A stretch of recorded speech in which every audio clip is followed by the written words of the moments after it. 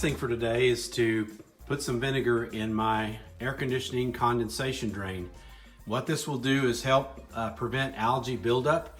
It's the algae buildup which it clogs up the drain, and depending on how your system is set up, it can overflow and cause flooding to the ceiling below.